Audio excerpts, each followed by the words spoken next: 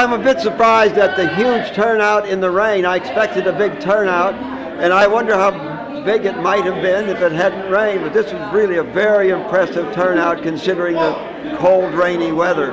Well, this is the second one I've been to today. We started in Cumberland at noon, and I think that grassroots America understands that what the government's trying to do is not the right thing.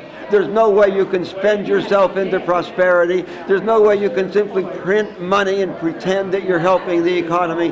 The average American, I think, understands that, and the hundreds, I think maybe 1,000 or more people who turned out here today, I think understand that far better than most of the representatives down in Washington. That America is totally disapproving of what we're doing out there, that they need to get outside Washington. They spend too much time talking to each other inside the Beltway until they think that's the real world.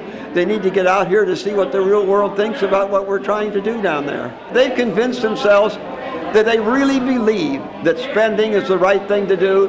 They believe that the only reason that Roosevelt didn't end the Great Depression is he didn't spend enough. Obviously, we're going to hear horror stories from now for the next several years about how much of this money was spent because they're trying so desperately to spend so much so quickly.